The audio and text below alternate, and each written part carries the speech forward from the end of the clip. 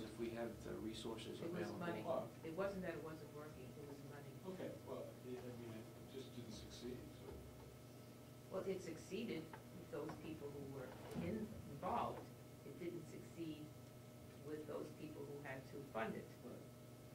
And as a matter of fact, if I recall, I was at one of the graduation ceremonies, and I was speaking to a judge who said he was very anxious to have the drug court. For us. Yeah, he was looking forward to that. Mm-hmm. Of course, that never did happen. I haven't had an opportunity to go down to Stratford yet, so I still have that on my agenda to do that. Okay. Is there any way, as Mr. Babson points out, of letting others know that kind of information? Is it something that, I mean, delegation members, except for Babson, he's here, but others, they have no idea. Well, they went for a tour through the jail, a couple of them, but they probably don't have that kind of information. Mm-hmm. Well, I mean, it's on the, isn't it on the minutes, in the minutes every week? Yes. So I mean, that's a resource for them Public to. knowledge. You don't make a mistake of thinking they read it, Yeah. Okay. Or they watch it. or they watch it. So that's one place to get it. Do you want me to start? How do you want me to? Do you want me I to don't think email about it. Think about how They we can could- watch it on YouTube now. Hmm. Compliments of Ed. I can put a segment together and just email it to them. Okay. With all these comments? Think about how we can better do a sales pitch on trying to get some help for these people. Mm-hmm. I'm gonna It's play just devil's costing us a devil's lot. advocate here. They're defunding all these government programs now. What It'll on get worse. earth makes you think they're gonna fund now? No, I agree. but they don't know. They I don't don't think know we this. have. the I think leaders. some of them know, but they don't wanna fund things that are for people that are gonna die if they take the funds away. Why Yeah. on earth would they do this? I think I read, I want to say it was in Super Freakonomics or Freakonomics, those books, about how California was having a budget crisis, so they were letting people go early, and then the people were getting caught and brought back. It's costing them a lot more money. I mean, just to play total devil's advocate here, what about locking them up for longer? And then is there a price of letting them in, letting them out, letting them in, letting them out? Just what if you extended the sentences, or That's not Yeah. or I'm wondering what kind of price we incur for having these people come in and out, as opposed to if they just stayed put. Well, we're already seeing it, we're paying for it. Or how much? Here.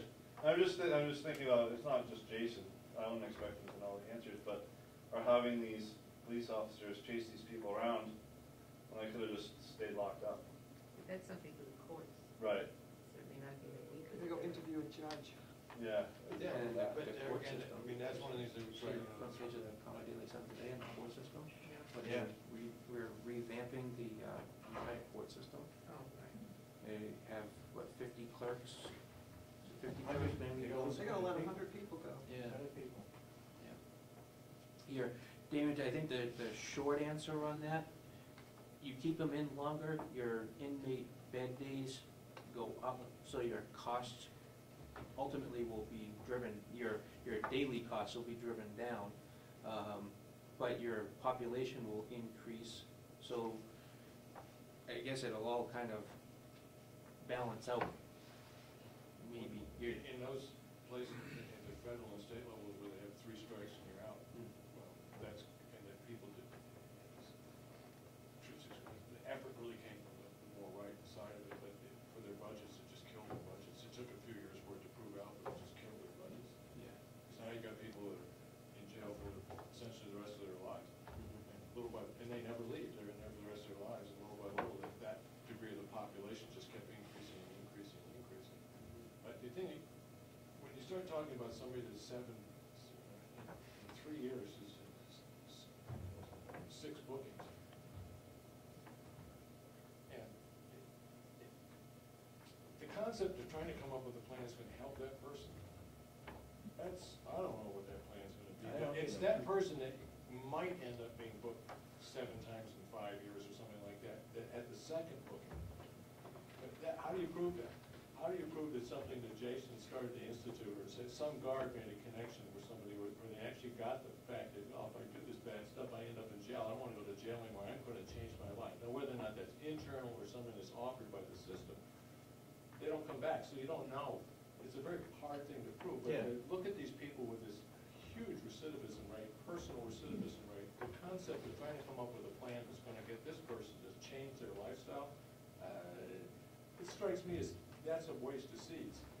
I mean, what you really wanna look at is that the second time somebody comes in, can you stop them from coming in a third time? Right. The chances are, if they come in a third time, they're gonna come in a fifth time too. Right. You know, I mean, and I'm not gonna ask you what you think personally that little switch over place is, but the concept I'm trying to get across, I think you probably agree with, is at a certain point, it becomes too late Mhm. to really alter this person's life. And what you need to do is locate where's the soonest place that's too late, and that's where you want to apply your money. And when he comes up and says, well, we have a case manager, that's the sort of thing that person would be responsible Mhm. for. But Maureen's point is, they're cutting out funding, I mean, they're trying to cut out funding for people with cerebral palsy to be able to live on their own. Do you really think they're gonna care about somebody that's got, 3 bookings so they don't get 4? Mr. Babson? I know what my question was. Jason, how does somebody, you read one there, what, 8 times in 10 years, or some?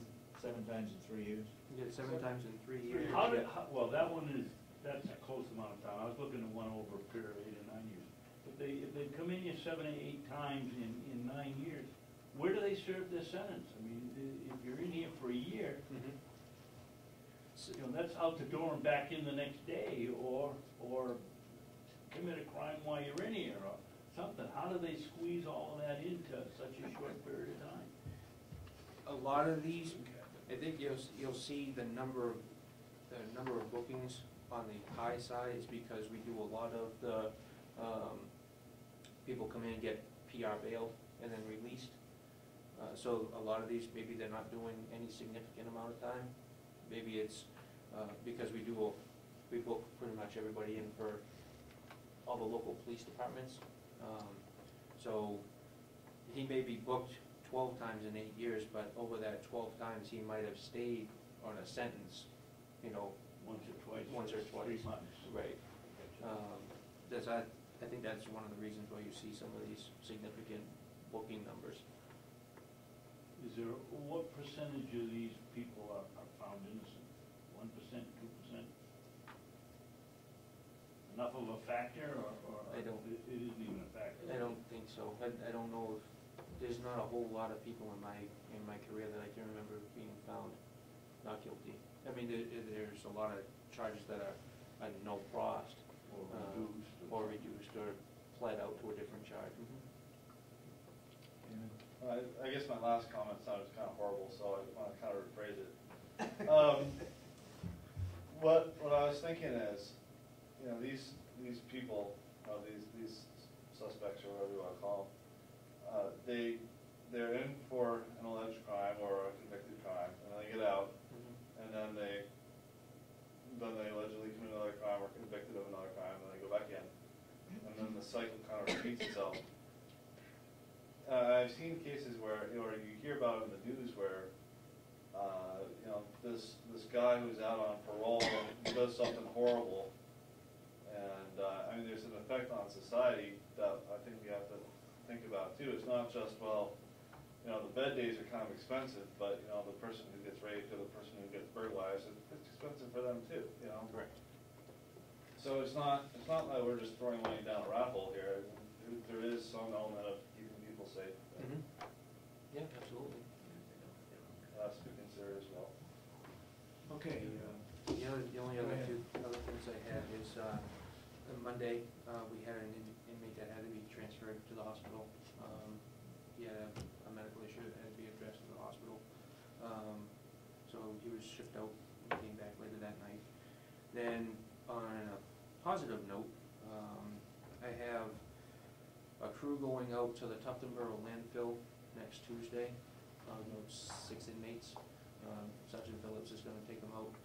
We were contacted by the supervisor over there, and they're gonna go over and they're gonna kind of go around the wood line and pick up any trash that is blown out of the dump, and then do some raking. And then later in the week, either Thursday or Friday, we'll have maybe 2 or 3 inmates going up to the Osprey Oh, I Conservation was just gonna ask. to help construct that kiosk up on 16. Is that all it's gonna take, is 2 or 3? That's what they said. I met with Ralph, Hello, I can't remember his last name. begins with B. B, right? it does begin with B, yeah. I see it on the sign when I come down through, but here. And he said. Buchanan? Buchanan. Yeah, Buchanan, thank you, sir.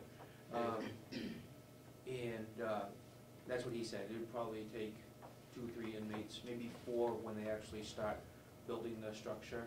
But for the first day where they're building, or they're digging the holes and setting the concrete, he'll only need maybe 2. So. Is he supplying the equipment, or are we Mhm. supplying the Yeah. shovel? He's supplying it all? He's bringing all the equipment, all the materials, everything, and we're just supplying the man hours. And to track that, maybe to report out to the delegation, Representative Batson, maybe this would be a good thing. What we'd like to do is take, like, what the equivalent of either a contractor or somebody that works in sanitation, get that hourly figure, and then divide or times that by the number of inmates and the number of hours spent, and then that would be maybe a cost savings to the community, and show that this is how we're giving back and the number of hours that were saved. And the same thing when we You got eventually paint get over everything. to Effingham to paint their Yeah, they talked. meeting house.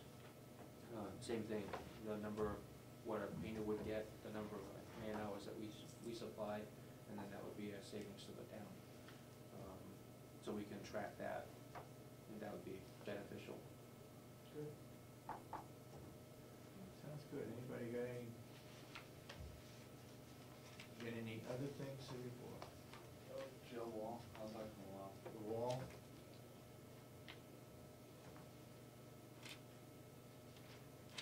The last correspondence I believe we had was with MSRT.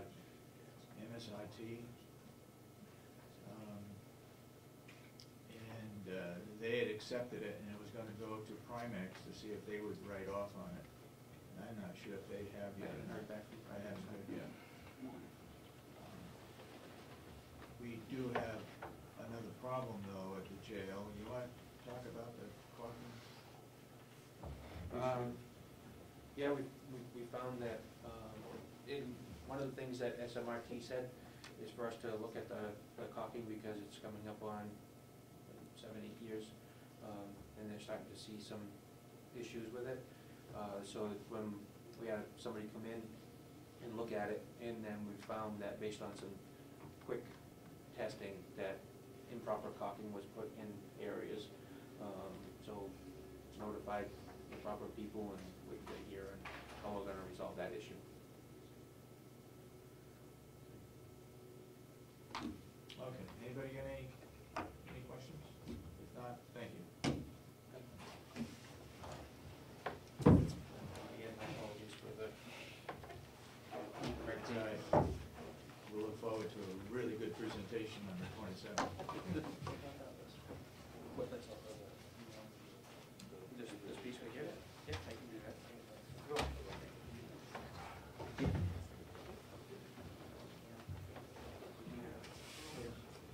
Robin, you got anything that's public? I just have a question for you. We're getting the RFPs in for the telecommunication systems, Yeah. and those were due yesterday. I need to know who to distribute those to. Do you want them for your construction meeting on Tuesday? Sandy is Yeah. away, so I'm not quite sure. Maria said to check with you and Sandy. Yeah, I need to know how many copies. Sandy has been the leader on that one, so I don't, So we'll wait till she returns and then yeah. distribute them. They were due in when? The 19th.